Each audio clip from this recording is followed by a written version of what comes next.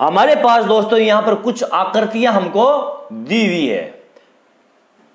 हमें पता करना है इनमें से कौन सी आकृति है जो बहुभुज है, और वो आकृति बहुभुज है तो फिर वो आकृति बहुभुज क्यों है।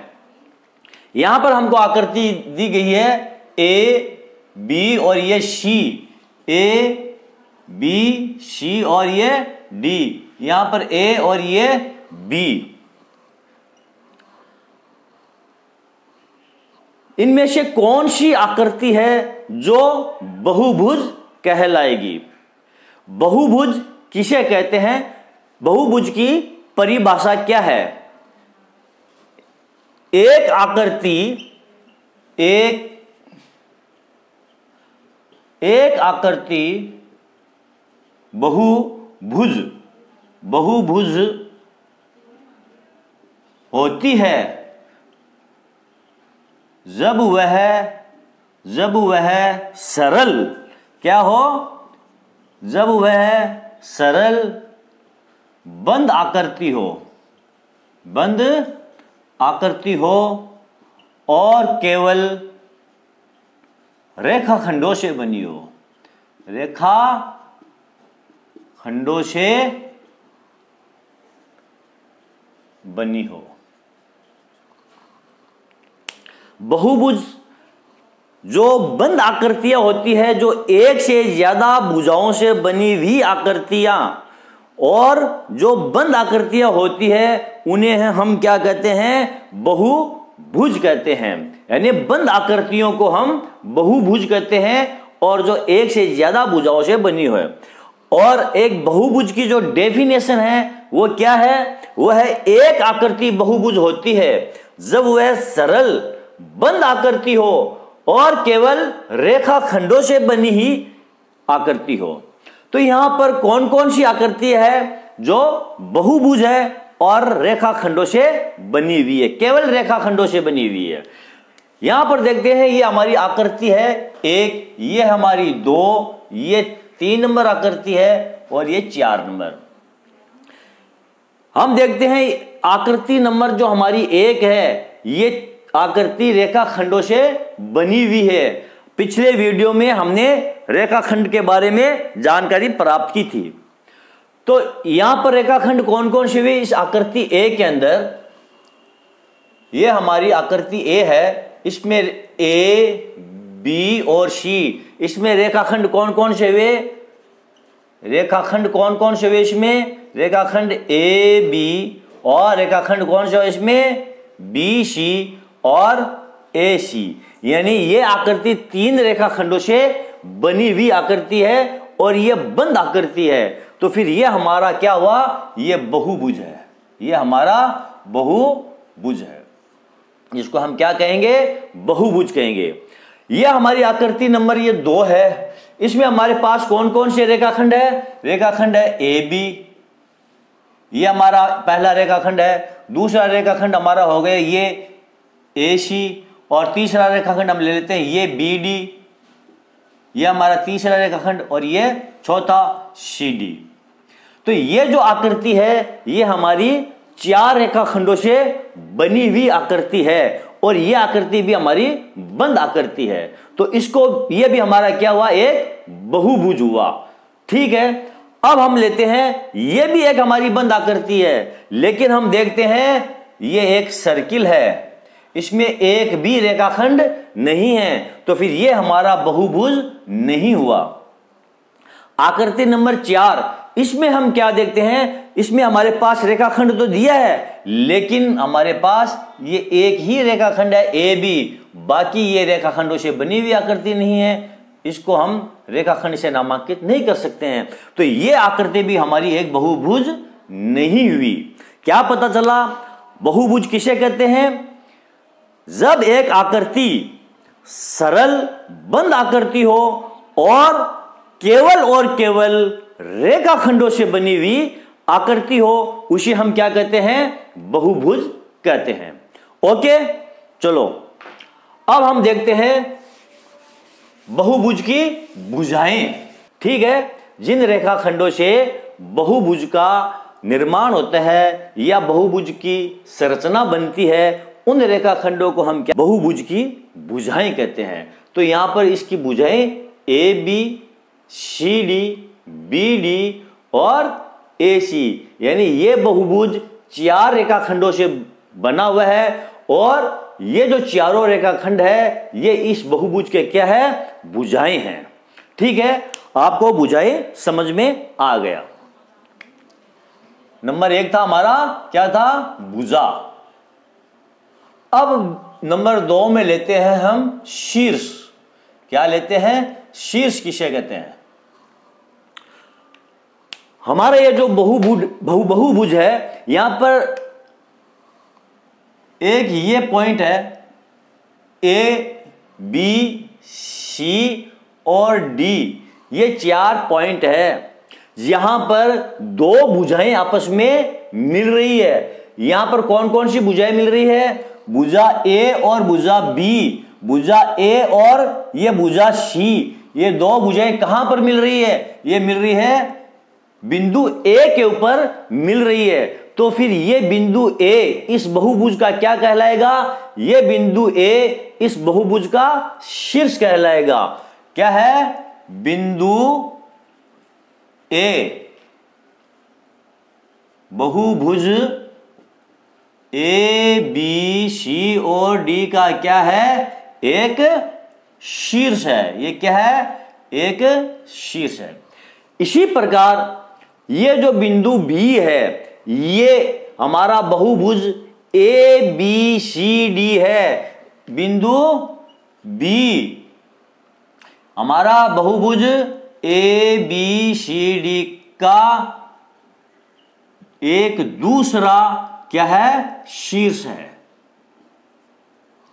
यह भी हमारा एक शीर्ष है। क्यों, ये जो बिंदु बी है, ये 2 भुजाएं यहां पर आपस में मिलती है। कौन कौन सी भुजाएं, भुजा ए बी और भुजा डी बी, ये बिंदु बी के ऊपर मिलती है। तो ये जो बिंदु बी है, ये हमारा ये जो बहुभुज है, इसका एक शीर्ष है। तो हम क्या देखते हैं, हमारा ये जो बहुभुज है, इसमें हमारे कितने शीर्ष हुए, हमारे इसमें 4 शीर्ष हो गए। कौन कौन से, ए बी सी और डी, ये हमारे बहुभुज के 4 शीर्ष है। समझ में आ गया होगा आपको शीर्ष किसे कहते हैं। बहुभुज का शीर्ष किसे कहते हैं, जहां पर 2 भुजाएं, कोई भी 2 भुजाएं, चाहे वो ए बी और डी बी हो या वो भुजा ए सी या डी सी हो, कोई भी 2 भुजा जहां पर मिलती है, तो उस बिंदु को हम क्या कहते हैं, बहुभुज का शीर्ष कहते हैं। ओके,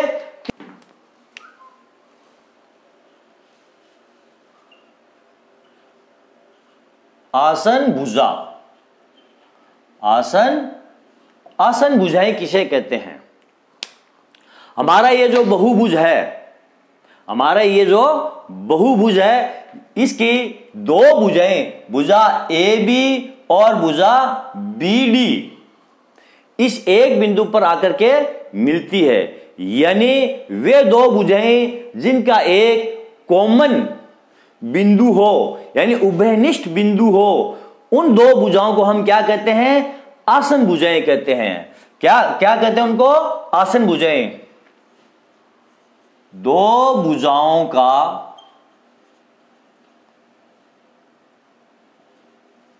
यदि एक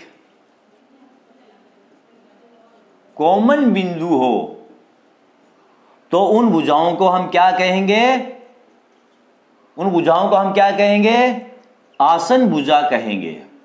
आसन भुजाएं कहलाती है।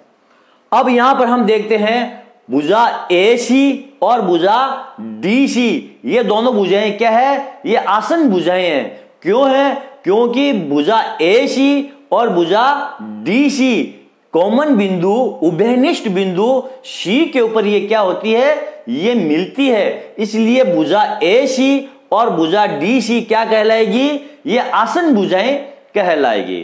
बात क्लियर हो गई, बात समझ में आ गई कि आसन भुजाएं किसे कहते हैं। वे 2 भुजाएं जिनका एक कॉमन बिंदु हो, जिनका एक उभयनिष्ठ बिंदु हो, यानी वे दो भुजाएं जो किसी एक बिंदु पर मिलती हो, वे दो भुजाएं आपस में क्या कहलाती है? वे आसन भुजाएं कहलाती है। तो ये हमारी हो गई आसन भुजाएं। कौन कौन सी इसमें हमारी आसन भुजाएं? ए बी डी बी, ये हमारी आसन भुजा हो गई। दूसरी हमारी यहां पर आसन भुजा कौन सी होगी? डी सी और ये ए सी, ये हमारी आसन भुजा है। फिर हमारी आसन भुजा बी ए और ये सी ए, ये भी हमारी एक आसन भुजा है। चौथा हम लेते हैं इसमें हमारा आसन कौन?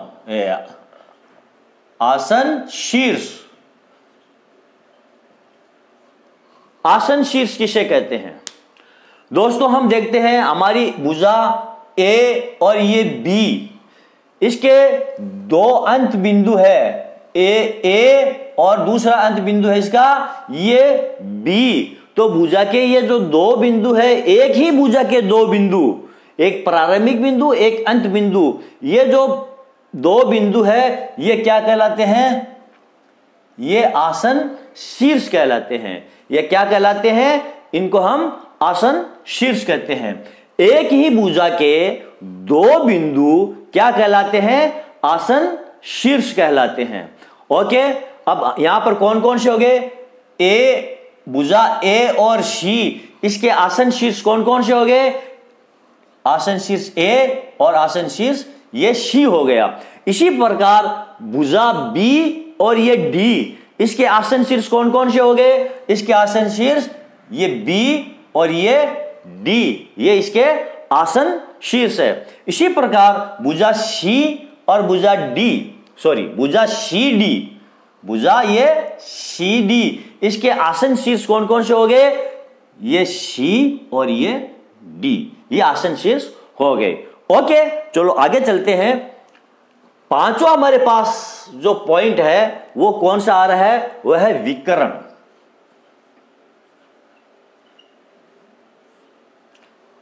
विकर्ण किसे कहते हैं? विकर्ण किसे कहते हैं? आसन शीर्ष को छोड़कर, यहां पर आसन शीर्ष कौन कौन से हैं?